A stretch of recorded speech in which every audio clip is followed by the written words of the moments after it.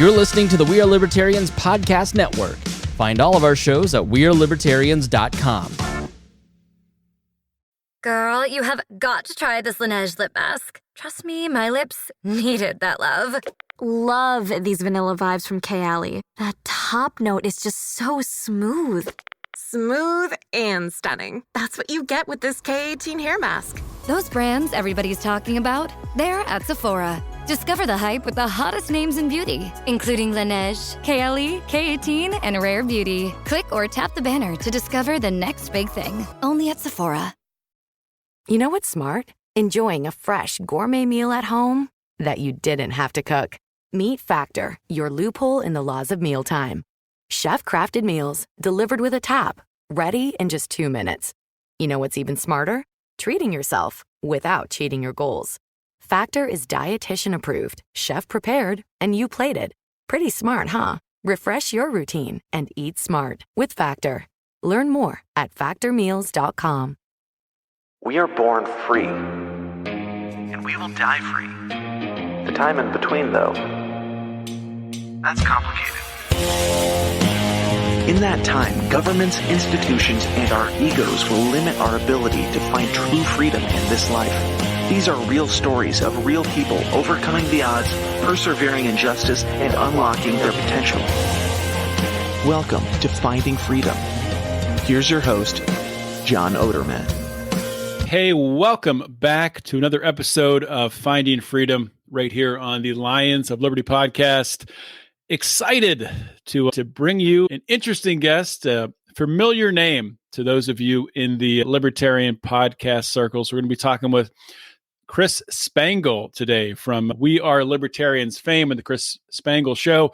I'll introduce him in just a moment. Before I do that, just want to remind all of you out there, if you like this show, Finding Freedom, if you like Brian's show, Mean Age Daydream, if you like what we do on Fridays with Meme Wars, please consider hitting that subscribe button so you get this whole feed of shows delivered to your little device you carry around in your pocket, referred to as a cell phone. And if you really enjoy this show, please consider becoming a member of the Lions of Liberty Pride. You can do that by going to patreon.com/Lions of Liberty or lionsofliberty.locals.com. All right, so let's bring in Chris Spangle, and I will introduce the man known to his huge Black entertainment television audience as White Boy Chris. Chris Spangle, of course, is known probably most to this audience as from the We Are Libertarians podcast, and that's now the Chris Spangle Show. It's been going on since 2012, so a very long time. One of the longest podcasters in this liberty space, if we want to call it that. Chris has amassed a massive amount of downloads. He has multiple other shows that he's on, one of them being Pat Down with Miss Pat, which I believe started in 2019 and hit all the way up at number 8 on the Apple podcast charts. So very successful. And as I alluded to earlier, that has spun off into a BET show. Miss Pat Settles It. So we'll talk about that as well. Chris Spangle, great to have you here, man. It is funny to say, isn't it? It's even funnier to live that white libertarian Chris Spangle ended up on BET. It's amazing. I want to understand how it happened. I honestly do. And we're going to get to that. Okay. I want to hear the backstory on it. Chris, I wanted to have you on for a couple different reasons. I think you've had a very interesting journey in podcasting, and I think you can be an example to a lot of podcasters out there about really different avenues you can take. I think a lot of people in the political space, the libertarian space, get locked into, I'm going to talk about this one topic, I'm talking about libertarianism, and then rehash all these talking points that I've heard other people talk about. And you've taken it, while you do that to a degree, talking current events on the Chris Spangle Show, you've branched out, which I think is pretty cool. And also you're doing some really cool stuff with projects trying to build local community around podcasting. And we'll get to that later. But before we get to that, just for my audience out there who doesn't know you, and maybe the ones who don't know your backstory and how you got into podcasting, if you could just start by sharing, what was your first experience with podcasting? How did you get interested in this platform? Yeah, so it started when I was working at a radio station in 2004. Really into talk radio, always wanted to be a talk radio show host. And then 2005, podcasting comes out on the iPod. I had an iPod. I was working this boring desk job, working part-time at the radio station, and just filling my iPod with podcasts. I still have 800 different subscriptions just to follow different shows. And I got a job as the morning show producer there, and I said to them, look, we need to get, this was 2007, we need to get in on podcasting. And our signal was like reaching 2,000 people. It was its lowest rated AM station. You couldn't hear it 30 miles north of town. This is a great way to extend the reach of the show. They're like, this is the dumbest thing I've ever heard. It may have been '06 because the program director that was there, he was like, why would we compete with ourselves? Because you're not competing in Fishers. You should be there. And then when he left, I started the podcast for the radio show, and it's still 15, 18 years later is one of the more memorable things. People locally will come up to me and say, I loved when you and Abdul would fight and argue, and it was just reinforced because they were actually hearing it again on the podcast. Then left there to go work for the Libertarian Party of Indiana from 08 to 12. I was there working at the radio station going, I know the Democrats aren't it, and these Republicans, I can't believe what they just did to Ron Paul at the state convention. I'm definitely not a Republican anymore. Why aren't the Libertarians effective? Left there. I was making like $17,000, and I said to the Libertarians, can you do $21,000? Yes. I'm in, right? So went to work there and just missed doing radio. So I started Weird Libertarians as a college outreach podcast in addition to the Libertarian Party of Indiana podcast. And that changed the course of my life because Weird Libertarians was just friends sitting around talking about politics. We did so much together back in the day because our shows were so similar and still are. It was really about people that feel like your friends sitting around a kitchen table talking about libertarian ideas or current events. And I still think that's like the best form of podcasting is just when people don't try to pretend and they're doing it authentically with each other. But yeah, then there's a bunch of other stuff. The podcast helped me get my dream job at Bob and Tom, where I work by day now. I've been there a decade. Because growing up, you're a huge Bob and Tom fan if you're from Indianapolis. They're a nationally syndicated radio station that does comedy. And having the podcast on my resume and having that little playground of testing things out with Weird Libertarians helped me have the skills to excel. Once I got the interview, they said, oh, you're in. And there's just been so many times throughout my 20-year career where things that I learned doing Weird Libertarians helped me get jobs that I really had no business interviewing for, but it had a proven track record. And I had more experience than so many other people just because I had done podcasting and created content and hosted shows as opposed to just being a behind the scenes guy. Yeah. That just reminded me with you talking about Bob and Tom. Did you work with Pat McAfee? Did Pat McAfee work at Bob and Tom? So he was the Colts punter, and they used to have a Colts player in sponsored by Jiffy Lube, and Pat was the guy that came in. And I got to know him pretty well. The first time I met Pat was 2013. It was the IRT radio show that he was doing with Tom. It's the local fundraiser where they get a bunch of local celebrities to do goofy stuff. And Pat looked me in the eye in the locker room and said, I'm going to be one of the biggest comedians ever. And you just knew the dude meant it. And he always had that as his goal. He still had years on his contract at the Colts of playing, but he knew exactly where he wanted to take it. Then when he set up Barstool Heartland, I think it was, the Bob and Tom crew helped him get that started with a few people pitched in. I was one of those people that helped him get studio set up or early advice along with Tom's advice. But yeah, I got to know Pat pretty well during that period. And he was always so good on Bob and Tom when he'd come in.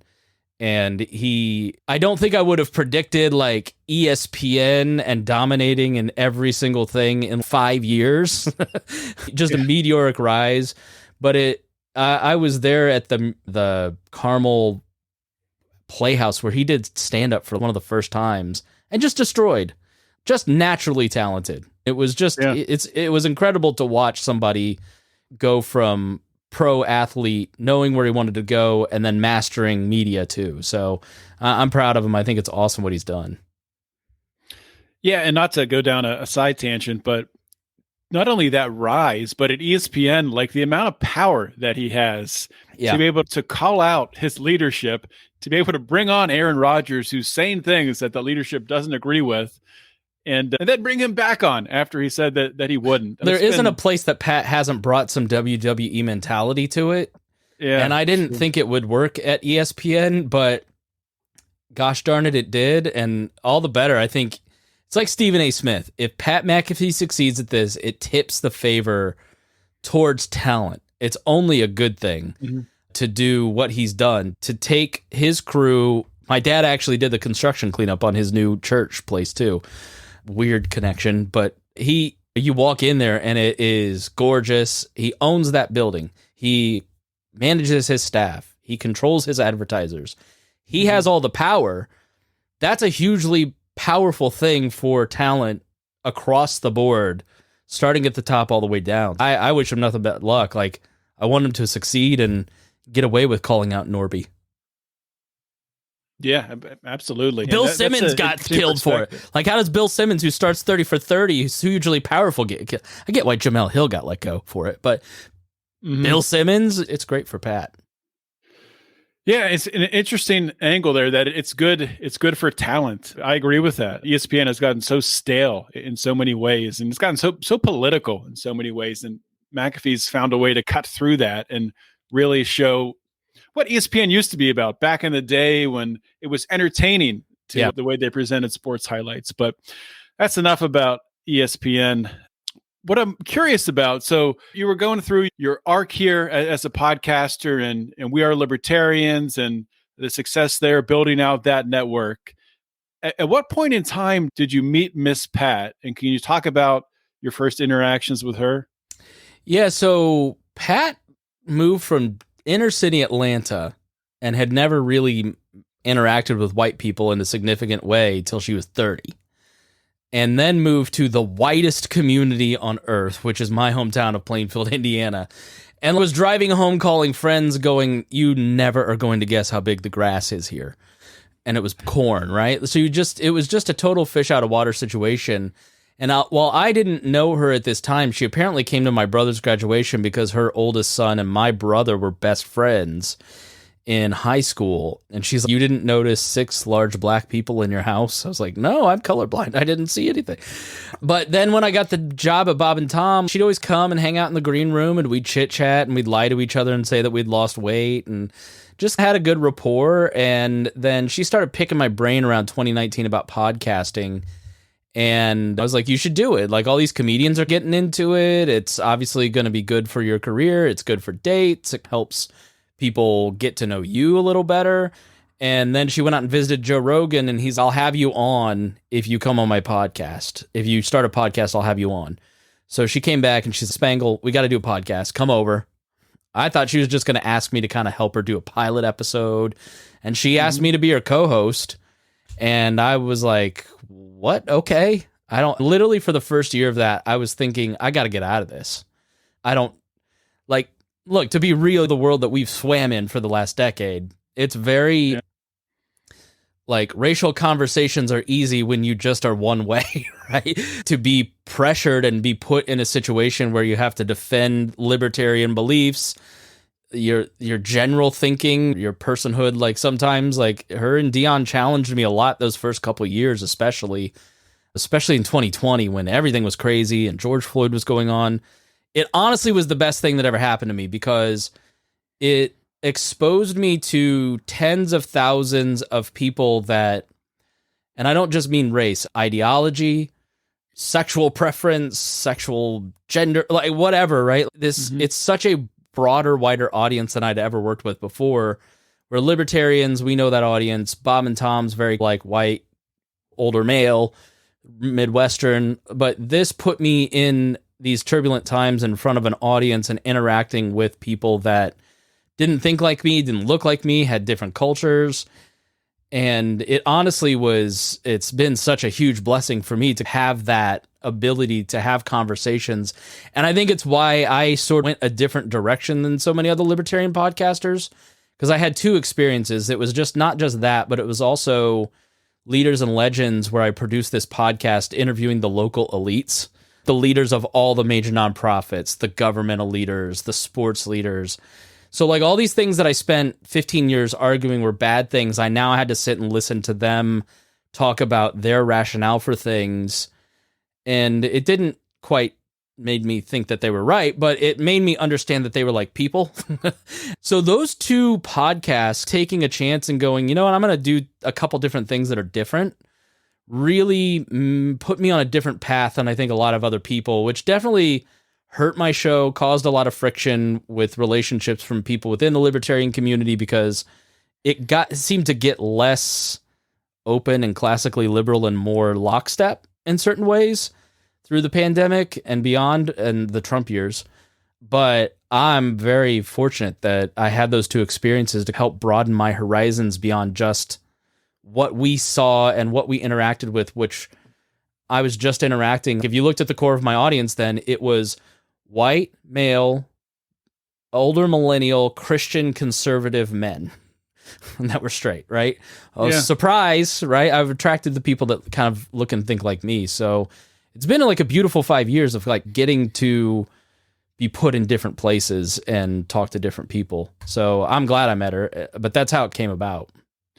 Yeah, and that's so interesting for a lot of different reasons, but one that jumps out right away is you talked about at the beginning how Miss Pat moves totally out of her comfort zone in Atlanta and to Indiana, fish out of water, and then pulls you out of your comfort zone. Forces me into her world. Terrified. You go back and listen to those early episodes. I'm terrified. I don't want to talk about abortion. I don't want to talk. Here's a guy who talks politics as a nice second job, terrified to argue with liberals about our ideas. And it was great because it's one thing when you're arguing libertarian ideas with other libertarians, but then when you've got to go argue with progressives, like Dion's a socialist. He believes Bernie Sanders is great. Like, or if you're talking about racial issues, at some point you just have to go, maybe I don't know what I'm talking about. I've got all these, I'll just listen and then figure out down the line. So yeah, it was great for me to force me to argue. So I've tried to create a space with my show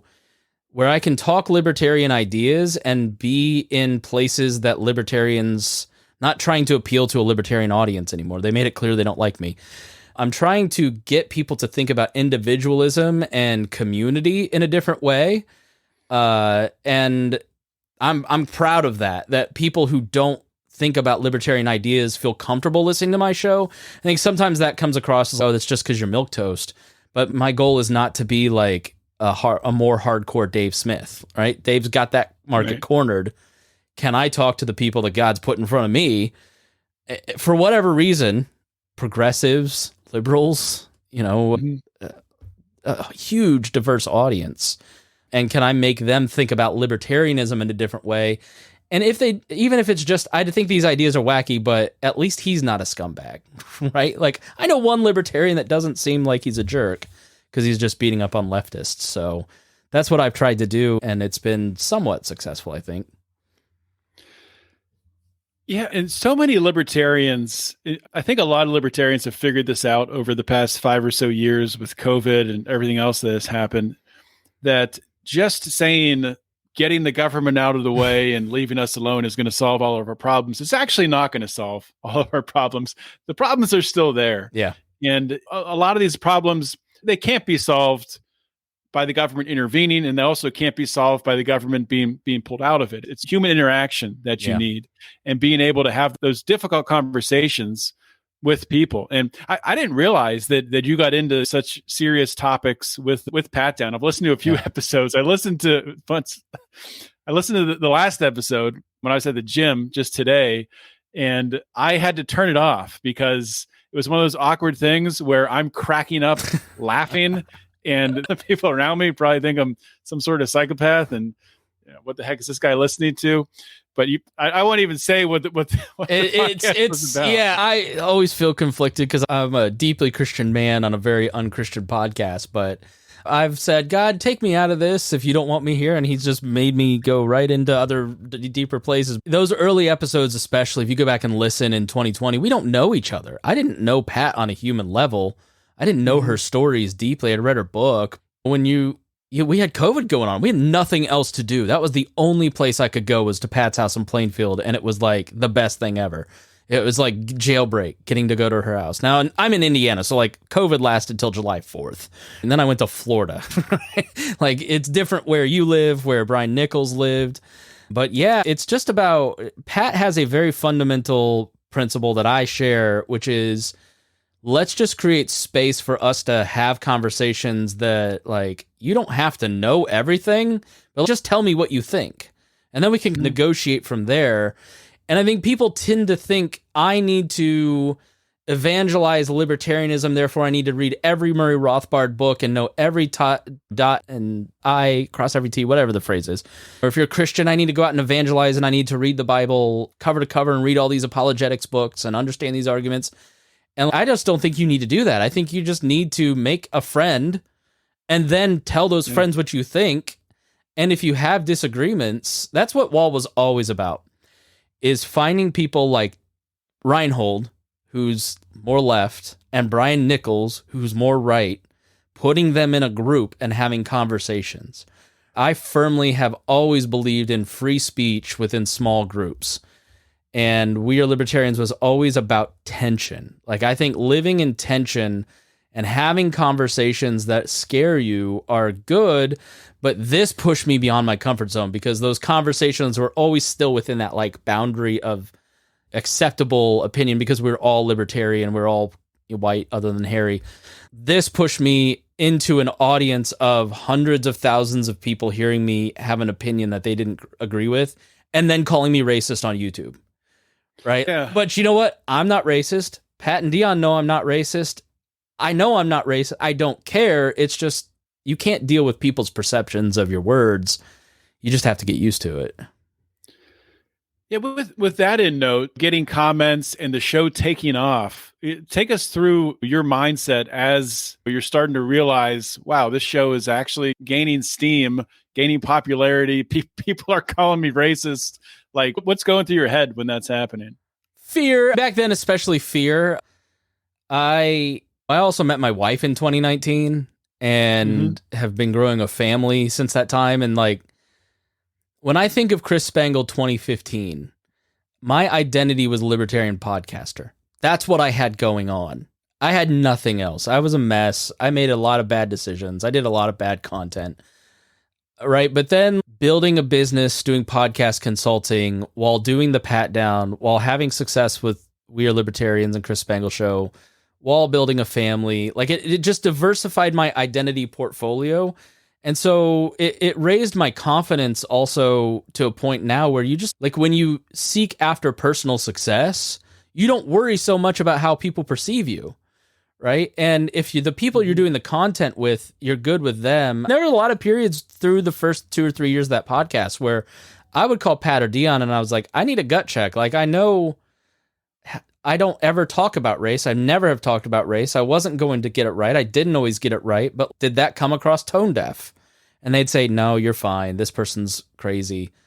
Right? So now 5 years in, I know where I should weigh in and where I should just be quiet. There's just, the reality is there are some times where Pat and Dion are talking about something and my voice is just not appreciated or required for that, right? And then there are other times where I want to argue about stuff. So my confidence has gone way up, especially with the TV show. And the majority of it is just like the family. Like, I don't care if any of you don't like me. I care about the 7-month-old downstairs playing with the 5-year-old and the wife that I really have to answer to. Like, the opinion of some guy with an anonymous avatar on Twitter just doesn't bother me as much as it did, but it really did 5-10 years ago when I had nothing else going on. Yeah, and congratulations on the family. Thank you. That's awesome, man. I'm happy for you. And I know one thing with having a family and being a podcaster, especially like yourself, having multiple podcasts, multiple projects going on, plus working a 9-to-5 job, is it difficult for you to stay organized, make sure that the podcasting, like recording this interview tonight, is not infringing too much on your family time? Yeah, I'm fortunate in that I work for a morning radio show, so my day starts early, and then nobody bothers me after 1 or 2. So I have the freedom to do a lot of interviews in the afternoon, but it has fundamentally changed the show, and I don't think in a great direction, in that we can't get together in the same way that we did. Like, Harry has a kid too, so like having everybody come over, sit around my coffee table, my kitchen table, and chat. We just don't have that flexibility of time anymore. We can get together about once every month in person. So it's changed it from that panel chat show to more interviews, which I'm not crazy about, but it's like, it is what it is. Like, I've put out a show every single week in this past year. I've been more consistent in year 12 than I was ever before. And it's just about time management and discipline. Like, making sure that you are responding to everything, not procrastinating, making sure that you are, all the different stakeholders and all your different projects are happy. Not happy, but at least you're getting people what they need. You're being communicative. Like, in some ways, it's made me such a better employee being busy, because instead of just 2015 where I didn't have anything but one show every month and then a job, and I'd go home and just watch TV, maybe play Mario Kart. Like, now I've got so many different responsibilities and people that depend on me, including clients, other podcast hosts that I do shows with, my wife, their family, her family, my family. It makes me a better man because I have more responsibility on my shoulders. So I have to be more proactive. I don't have time to play video games. I don't have time to waste time, right? And so I prioritize things that are actually very important. So I think I'm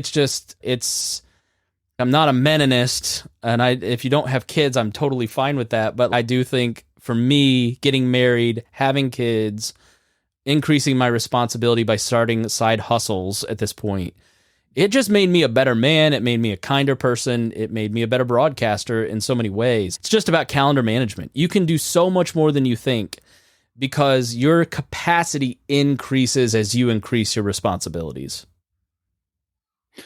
Yeah, and I'm mostly fully in agreement with you there that, and this is why on Twitter, I'm not always on a rampage, but I do bring it up that men need to look for a relationship that's going to lead to a marriage, because ultimately it's going to lead to more good men out there, more men who, have their priorities straight, more men who have that level of responsibility in their lives. And I understand it's a two-way street. Men need to find a woman to settle down with that you're compatible with, and all of that. And I know that's getting more and more difficult. Here's what I would say. I read the book Mate by Tucker Max years ago. And it was like the era of the pickup artist. And I had gotten divorced. My divorce anniversary is in like a week for 10 years, which happened on a podcast. You can hear myself get divorced. Really? Yeah. You go to the archives. You have to be a patron member, but you can go back to the last episode in February of 2014, and that I'm talking, and then I go silent, and that's because that's the night my wife left, because she was ticked that I was having a vulnerable conversation with Gina on her podcast, and she's like, "You won't even talk to me. This is it. I'm out." We didn't have a great relationship, but all that to say, like, what I was like the classic nice guy, like, women won't date me because I'm nice. Right? All that bull crap. And really, what listening to that show, it just was like, no, you're fat. You don't put in hard work on anything. You don't make the effort. You treat women poorly. You do these things. It turned that all those years of Republican and libertarian, personal responsibility never really got turned inward on me. And I went to therapy, went for 4 years as a result of that book and Scary Close by Donald Miller.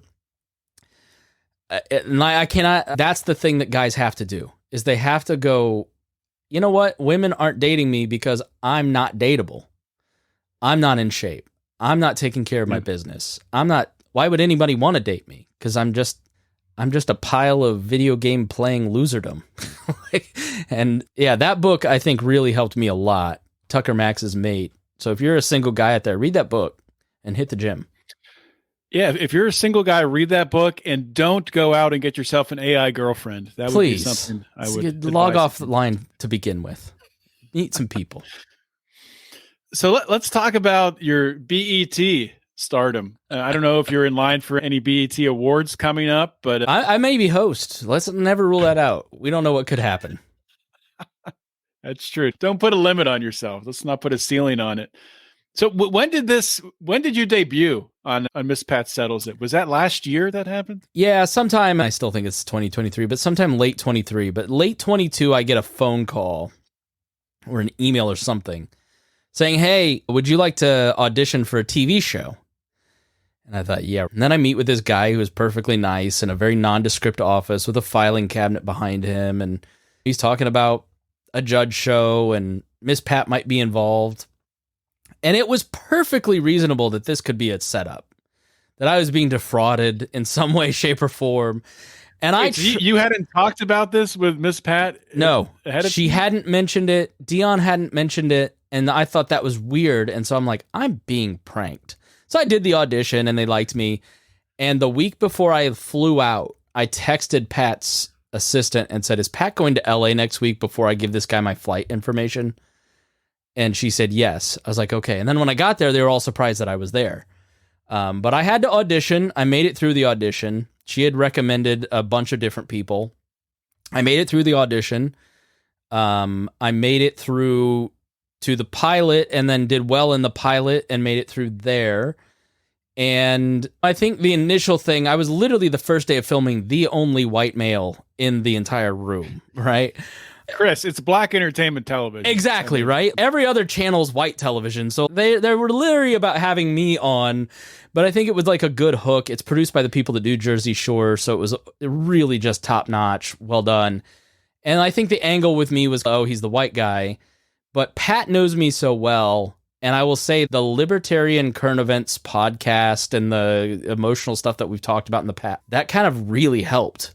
Because now when I was in there doing the actual episodes, they were like, oh, this guy isn't just a punchline. He's asking questions, he's reacting. So podcasting really helped with that. Whereas some of the influencer folks struggled and because they didn't do like real life things. But yeah, I was totally surprised. And then BET is tweeting out my face and pictures of me. And I'm just I just think it's all bizarre and crazy. But it's like a huge honor to have been selected and then to go and do well and do 6 episodes to get those compliments for the skill of doing that has been huge for my confidence in broadcasting skills. Yeah, it was a ton of fun, but Miss Pat Settles It.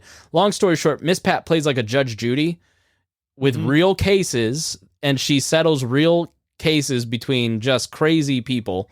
Wait, they're real cases? They're real cases. She's solving it's real money too. It's not made up. I did not know that. Yeah. They go and find crazy people to do these cases. And then there's a celebrity jury and me.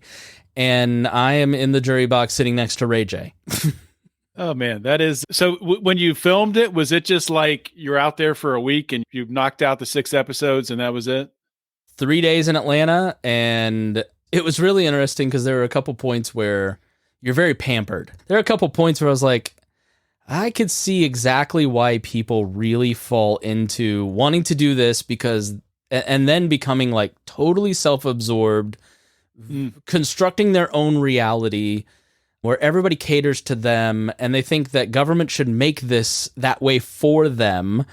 It was like such a crazy fun experience and just the most talented people, like from the makeup artist to the floor people. It's like, everything's like plywood, but it looks amazing.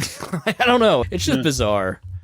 Yeah, great learning experience too. But that's a really interesting point on people from Hollywood obviously becoming self-absorbed, but like an angle to that, like from a libertarian perspective, like living out values as a libertarian.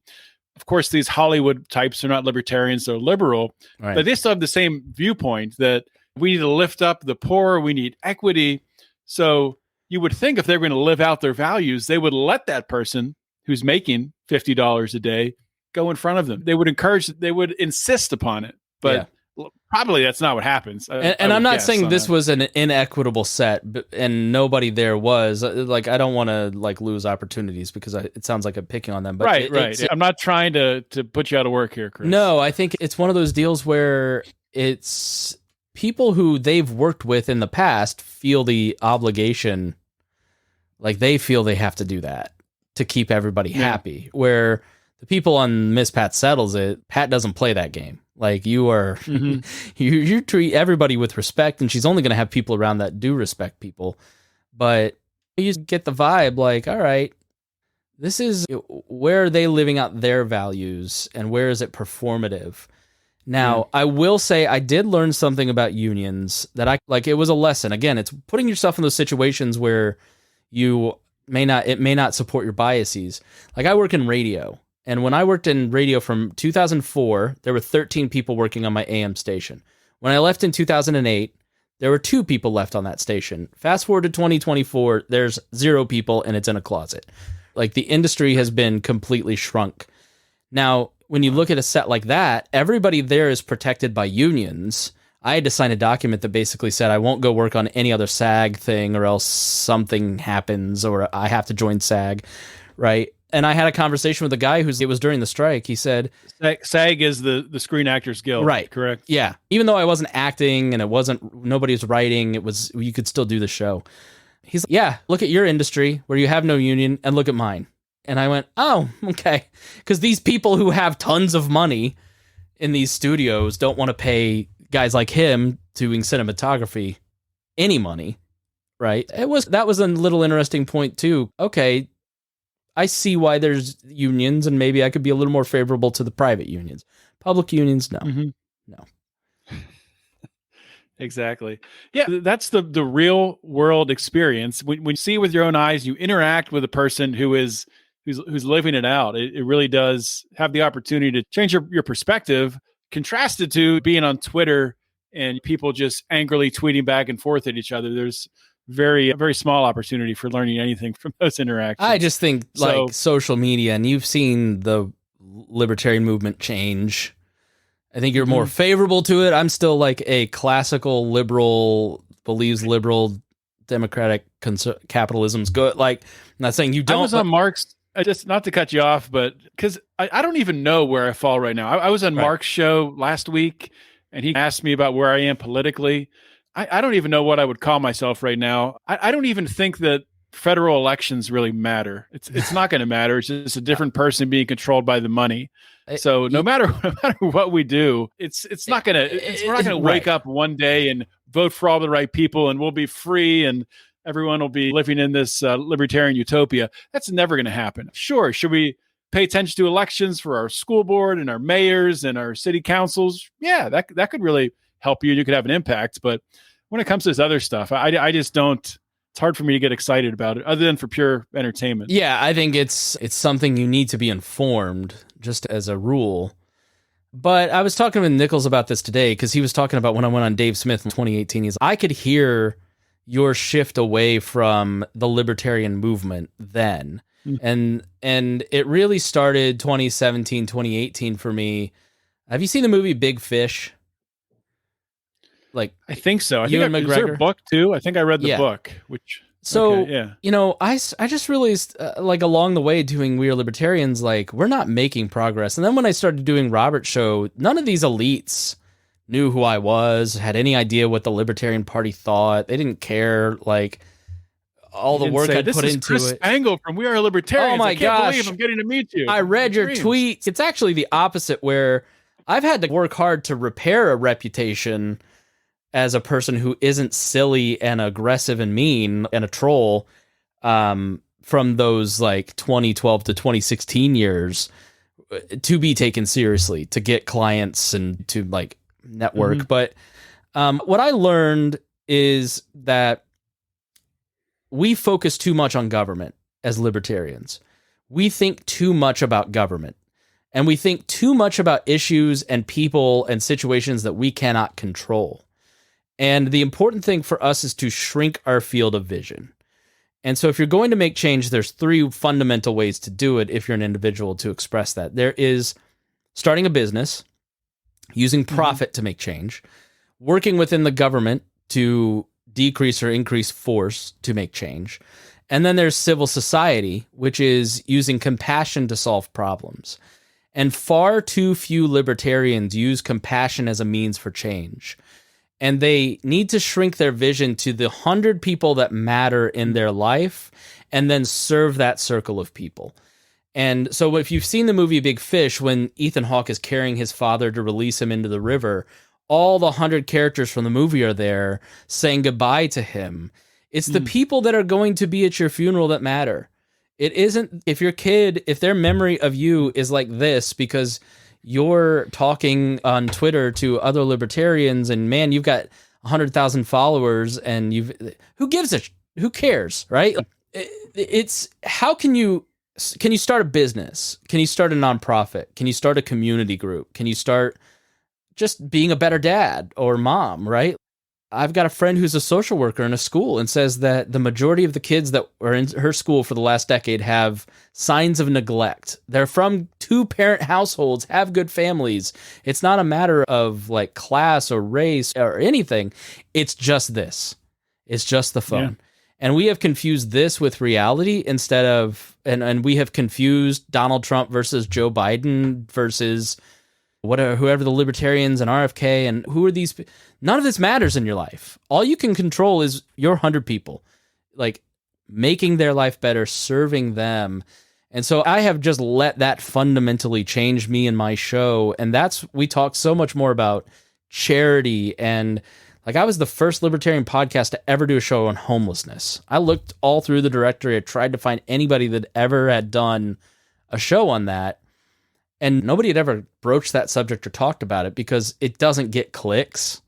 My numbers are far less from where they were 5 years ago because I'm talking more about community solutions and focusing on civil society and building a good education for your kids and not who's a demon and why should we oppose them. And that's fine if that's what you do. And that's going to get you way more traction, but is that really going to serve you, serve your audience, serve people around you? It was 2020 when I just realized I had to get out of it. I brought Ryan Lindsay in, who was a libertarian socialist, because I was like, I don't understand these people. They didn't exist before 2018. There were like 14. I don't understand them either. And so I wanted to understand it and make a relationship with somebody to understand what they're thinking. I learned a lot from him.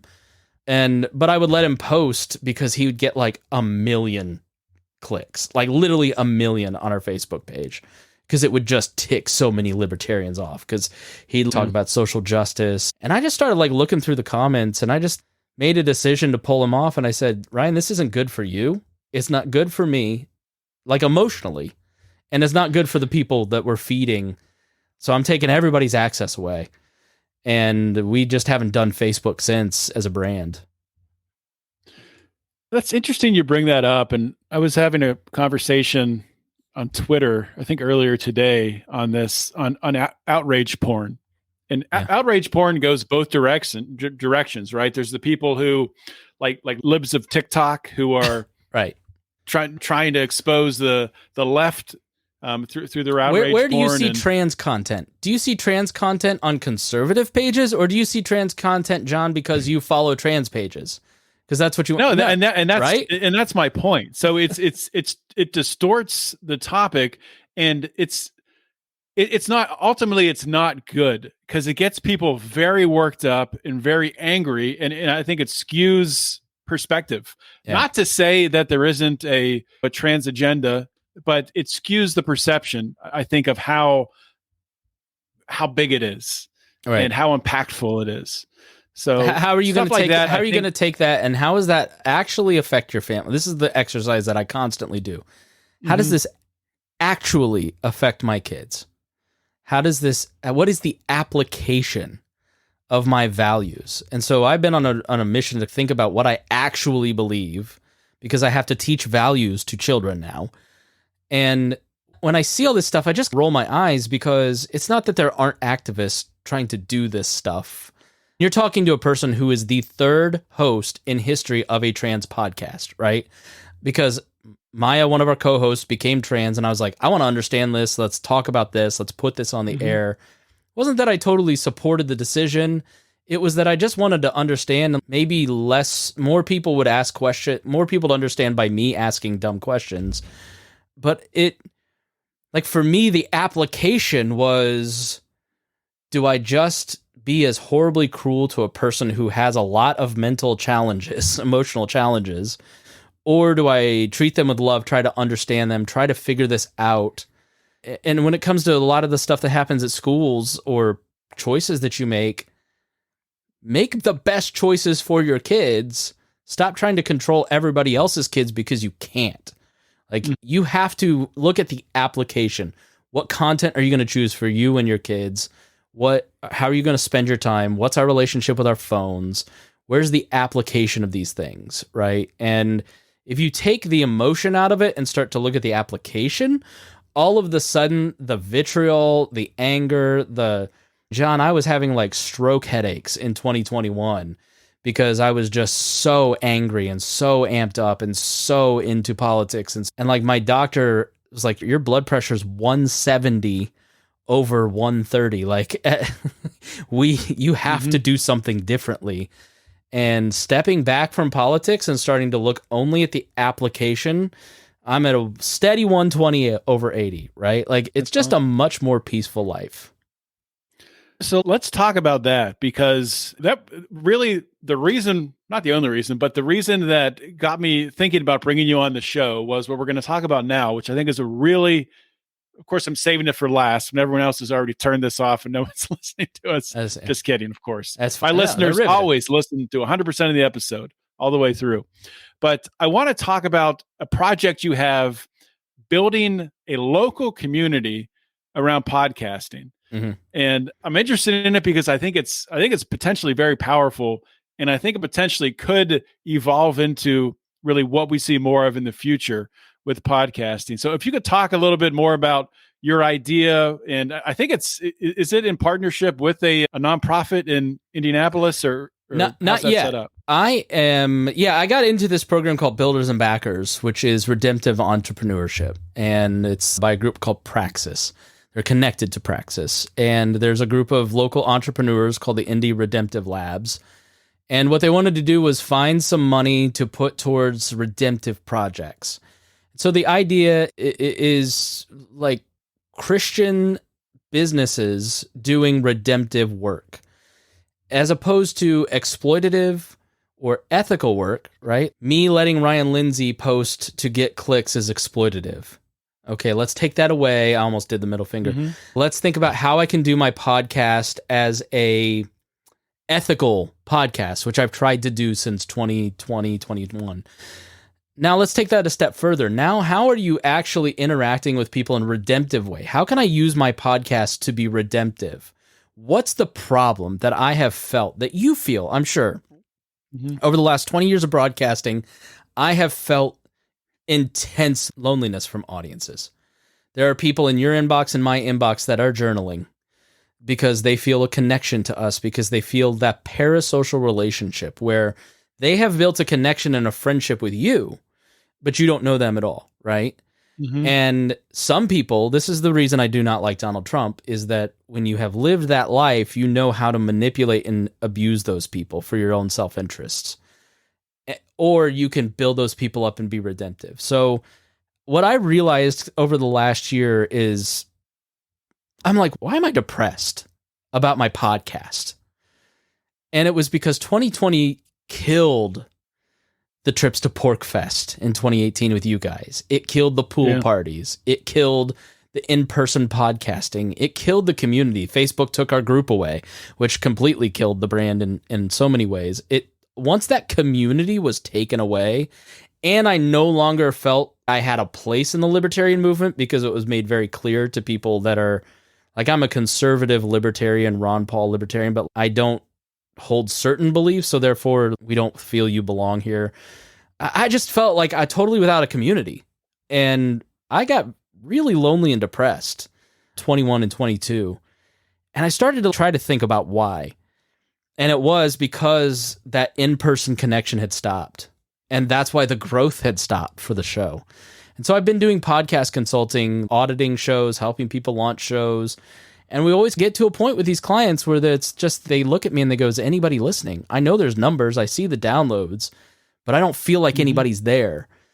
And it just sparked with me, like, the thing that is the glue for a podcast is in-person community. It is getting to see people in person. Even if it's like you guys, where you're just once a year, twice a year, seeing all your different hosts that have been on Lions of Liberty, right? That's enough to keep you guys glued together as a group, other than Mark. And so there's an idea here, right? So what is that idea? Like, the loneliness crisis has exploded, 300% increase in deaths of despair in 20 years. We have only 16% of people feel connected to their local community. You have 30 more minutes of people alone than on average. That's before the pandemic, right?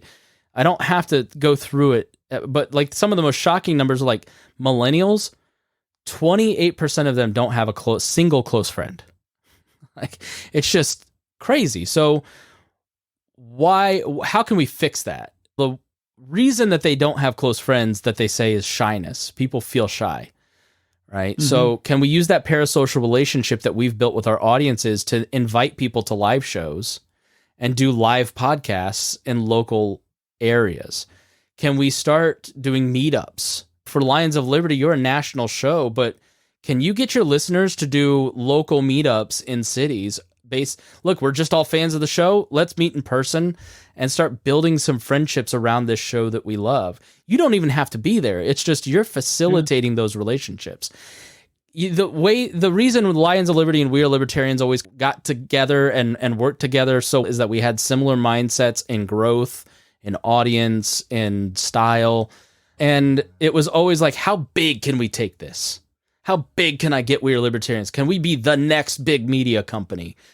And I realized to get to be the next big media company is actually, you have to be unethical to do it.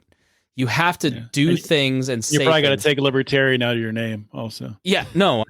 I mean, you have to, or you can be libertarian and just go for the hardest core audience. And that's just not me, right? Like, I would have to lie to my audience to get there, right? So what's the redemptive path? Let's think smaller. Let's get podcasters thinking local and in person, right? Stop thinking like, I want to be the next Joe Rogan, and how can I take my podcast and build local community around me, right? Even if you're in a rural city, like a rural part of the state, can you find 5 other people who are into gaming that want to do a podcast with you, right? In your Tri-County area, right? And if you're in Indianapolis, there's a game store, right? There's 2 game stores within 5 minutes of me. They'll totally have you host a podcast. I've been going out for 3 weeks trying to find venues to put into a directory. I have not had one no. I've had every single small business, co-working spaces, event spaces, and restaurants all say, yes, we are so excited for this idea of hosting you to do a live podcast or a meetup.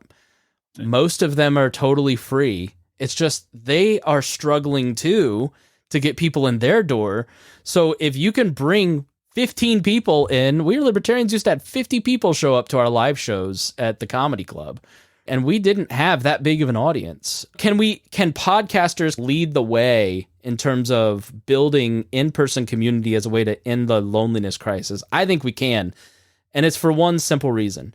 Podcasters, the way that millennials and Gen Z and everybody under 40 now sort themselves is not by location, it is not ethnically, it is not by family, it is by interest. Social media has forced us to sort our friendships by interest, and we've done it on social media, and we all realize that's a toxic stew. And so SiriusXM just put out a study 2 weeks ago that said people are turning to podcasts and they feel 8 times happier. They have 5 times the mental health feelings of positive mental health compared to social media. Let's take advantage of that. Let's start finding ways to build communities. If you've got a big brand like you or I have, can we start getting people to meet in person? Like, just find a restaurant and meet up, right? Like, you have the power to influence your audience to do that. And it just, it's hard to explain if you're not interacting with these big audiences like we are to people how lonely everybody is, but everybody goes, I wish I had one or two more friends. Something's missing. Mm-hmm. And I go to a church, I'm religious, I've got churches and I've got options. But if in this increasingly secular society, how do people make friends? You move from Pittsburgh to Indianapolis and you don't know me. How are you going to make friends? Where would you go? Yeah. A bar? I don't even know like how to make friends as an adult. Right. Am I just going to walk up to some random guy like, hey, you want to? I hate it. I mean, you're exactly right though. Like when you do go to church, joining Bible studies, like that's what I've connected and made friends at this age, but also through your kids sporting events, things like that. That's ways to make friends. But yeah, a lot of people out there, obviously that's not an option. Maybe they're single or they're just not at that point in their life. So I think one thing that I remember so well about these in-person events that we've gone to, Pork Fest, or we used to go to the libertarian conventions back in the day, and coming away from those events was always so energizing. Yeah. And you'll meet people who were listening to your show or just not necessarily even talk about the show, just talk about life, get to know people. And there would be so much energy that would come into that. And I would come back into podcasting and I would have a renewed energy to really put more into it because you have that connection. Yeah. And what was the phrase that you always heard? Ways. What was the phrase that you would always hear from people? I heard it every single time. Wow, I don't feel alone. Other people think like I do. You don't know what it's like, right? So this is born also out of the Libertarian Party of Indiana experience. I love the LPIN. I love a lot of the people that I met through the Libertarian Party. I have nothing bad to say about the Libertarian Party per se, right? I don't think it's any better or worse than any Republican or Democratic parties, right? I definitely align with them. I'll vote for them. But at the end of the day, the impact that it made when I was running it at a fairly successful period of the LPIN's history, we were a great social club. We didn't make a lot of impact on policy. We didn't make any impact politically. But man, we built a lot of great relationships. And I loved traveling to Peru to sit and talk with 5 other guys about libertarianism. And then to watch these groups kind of form, it's beautiful. And it's all around that common interest of wanting to make a difference. And every time we had one of those events or had a convention or went to a convention, it was, man, I'm not the only one that thinks this way, right? And everybody's got something they're nerdy about, and they should just not be ashamed of being nerdy about it. Start a podcast and think of your podcast as a way to do networking events. It's content marketing to do networking events. Have icebreakers, just meet at a bar, chit chat, have picnics with families, right? This doesn't have to be that hard. And nobody else knows how to make friends either, John. I've had to try and find clients because my wife's a stay-at-home mom. I'm the breadwinner. So I've had to go out and find more clients. So I've been going to networking events for the last 6 months. Yeah. And I freaking hate it. I hate it because when I walk in, I'm awkward. I don't know anybody. I don't want to talk to anybody. I got into broadcasting to be awkward and nerdy. But you know what? I realized at one on Friday, I was watching other people interact. And they were all bad at it too. Everybody else is thinking the same thing. So you just got to get over it. Yeah. There's a reason why when you find yourself in an awkward situation in an elevator or standing in line, when people bring up the weather, bring up these mundane things, it makes people feel comfortable. Yeah. These are natural icebreakers. I used to be like, complain about it to my wife later. Oh, this person just wanted to talk about the weather. And it was actually, I just had Anthony Samerhoff on my show recently, and he was the one that introduced me to this topic where you have to understand that when that person is talking about these, mundane things or things that you think really have no relevance, they're just trying to start a conversation. They're trying to start a dialogue, and that's their way of bringing some comfortability to that conversation. Once you understand that, it's just two humans interacting, getting to know each other. Yeah, I think the impulse for us libertarians to like always be edgy or to eschew anything that's popular or like it's like really a cynicism, and that's what I've grown. That's, I think, the thing that has caused me to say I don't want to serve the libertarian movement or even know what's going on with it is the cynicism, like the crushing hopelessness of being a libertarian now, of how, why even bother when the World Economic Forum is just going to crush us all under our feet. Whereas I love Javier Milei just going in there and going, here's our values, and I'm not going to apologize. And taking what's popular and not wanting to talk about it and constantly crapping on it, and the Super Bowl halftime is always going to be horrible. I know what you're going to say, it's horrible. That's so predictable, right? You love talking about the Super Bowl halftime it's show. Just every one year. Of those things that every year, every stupid person who is not clever, who thinks they're interesting, craps on the Super Bowl halftime. Last year's was bad, but then the one before that was good, right? Like, you can have an opinion other than they're all bad, right? It's just cynical, and it doesn't endear you to people. And it's exactly what you're saying. It's like, you don't always have to be different.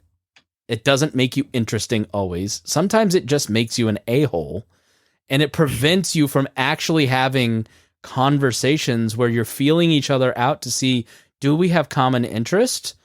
And do I trust you to be vulnerable with you, to find and go deeper in learning about those interests, and then about our true selves? Like, I think it's just, when next time somebody asks you how you're doing, don't say good, give an honest answer. Like, I'm really tired because I have a 7-month-old. And then that all of a sudden that opens up conversations about your 7-month-old. And, oh yeah, I had that with my kids. And so I think that impulse, I really had to kill that was so bred into me by being a libertarian, is that cynical hatred of anything. It's bred in circuses, John. It's just bred in circuses. Yeah. But maybe sports is the glue to get you to lubricate some conversation with another guy. Exactly. And you're just a pussy because you don't want to have conversations with other men.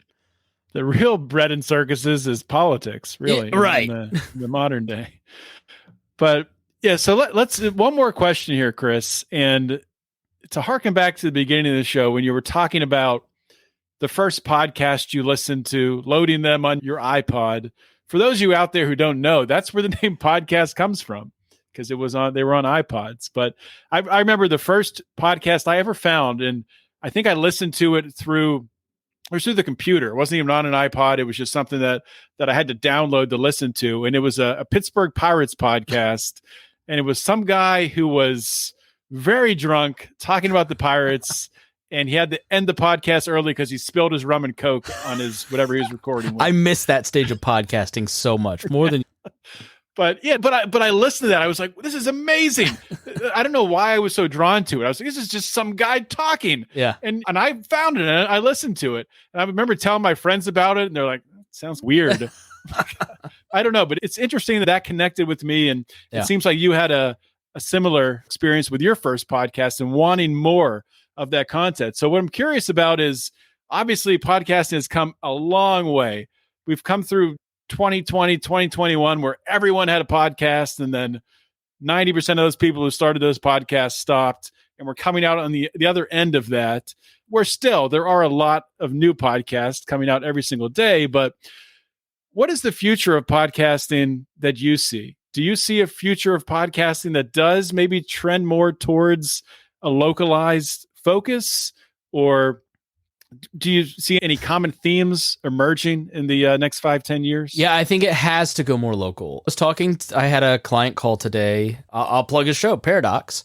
His wife does a podcast, and I want to make sure that I honor this by saying it's Andy's mom. Losing a child, always Andy's mom. And Eric Larson does Paradox. Eric Larson. Yeah, I was going to say, I recognize his name, Paradox. Yeah, Eric's been on the show. He's a good guy. Yeah, he's on our network. He's a great guy. His wife does this show. They lost their son years ago, and she started looking for a podcast about grief and losing a child, and there wasn't one. And so she started one and has built this incredibly healing, awesome community around that podcast, right? And as somebody who does this with clients every day, if you go and search your nerdy interest, there's maybe 1 or 2 podcasts. If your interest is like the Indiana Pacers, like mine, there's 10 podcasts, Yeah. and they're usually driven by like some ad-driven podcast network that's going to collapse next year. And we've seen this. How many people in the libertarian space have come and gone, right? But I used to keep a running list of every libertarian podcast on a single page, just as to serve the libertarian movement at libertarianpodcast.com. And it just eventually got too big to do that. There were too many because the interest grew larger and larger. And then you get centralization. And now I don't know of other libertarian. I think Tom Woods is still doing his. I'm doing mine. You're doing yours. Dave Smith, obviously. There's the guy at the backwards hat. But that's like the ones I can name, right? Like it just doesn't seem like there's as many people doing libertarian podcasts as there used to be. And that opens up opportunity because like, why do we have 87,000 books on Lincoln? Because it's always going to be of interest to talk about that topic. There's always going to be something new to explore in the context of the modern day. And this is just going to keep going, right? Like it's not, there's always like a death to the podcasting article. There's one yesterday on Semaphore about this shrinking podcast stuff.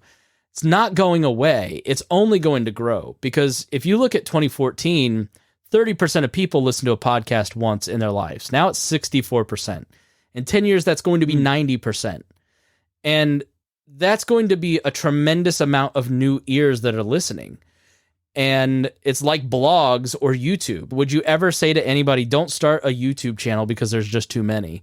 No, you get in on it because it's centralized and there's a search and people want to create content. The problem is there's so much good content. You've probably seen it on your end. It's become a lot harder in the last 2 years to do these independent podcasts than it was 2016, where we were it, right? There's now major, massive budgets being put into podcasts doing national content. So just thinking like a free marketer, where are those independent podcasters going to start to think, right? Because the money, follow the money.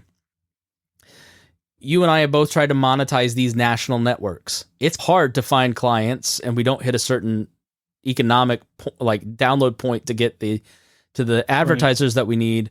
But man, I'm watching local podcasts like the Boss Hog of Liberty get sponsorships left and right.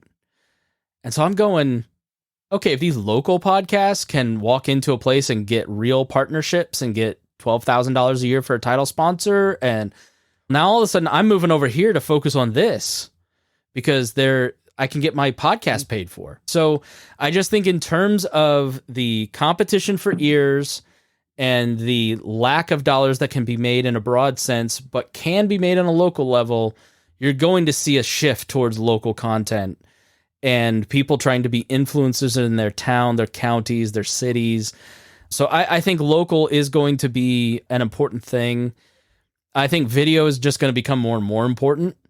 So many people watch on YouTube now. So I think you've got to be doing video, but I'm trying to think like what's 5 years from now, everybody's going to be doing in-person stuff because what's the next frontier for podcasters?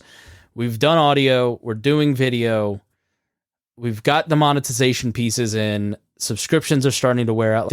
Everybody always in an industry like this tries to innovate. And what's the place that nobody's innovating in? Local, in person. And so if you can be in person and local and be first in, now you've got a great position like we have in the libertarian space because we were first in. And then other guys came and ate my lunch. I don't know about yours because they were fueled by bigger networks, but they just like be the 800 gorilla of Indianapolis or Pittsburgh, right? Be there 5 years before everybody else. So that's where my head is at with it. No, I think you're spot on, and especially so with the innovation of podcasting going, you have to have video now. I don't think I know anybody that's a podcast that doesn't have video. And what's the next natural step? And I used to think that, I don't know for how long I thought this, but I used to think that local businesses would be starting their own podcasts, and that would be a method for them to bring people through the door. But really, I think it's solidified for me today and talking with you today. That's not the path for local businesses to bring people in the door. The path is to partner with podcasts and bring those people in who know what they're doing, rather than having an additional expense where they're having to buy equipment and all this and have someone on their staff who knows what they're doing.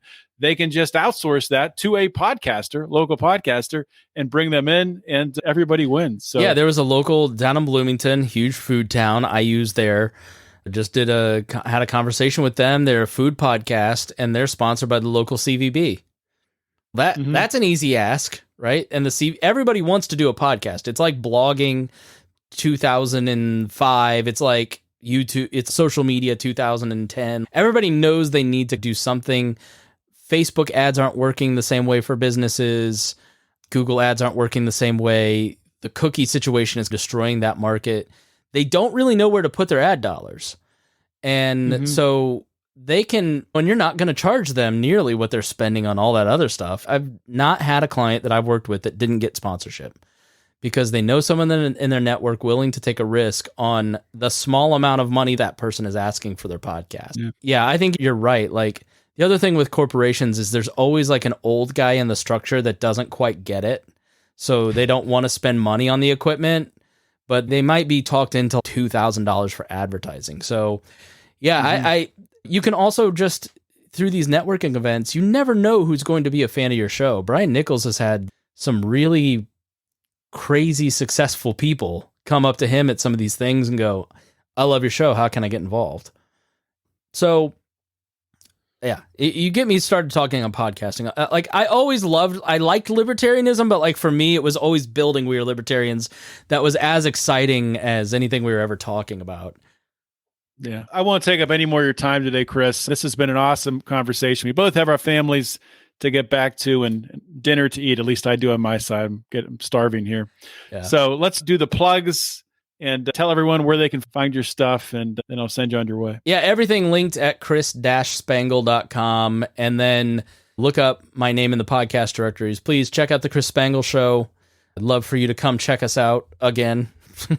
And then the podcasting and platforms, if you found this helpful, that's my podcasting show. And then the pat down. All right, Chris Spangle, thank you for coming on Finding Freedom. Thank you for having me, John. All right, guys, that was another awesome show with the guest today, Chris Spangle.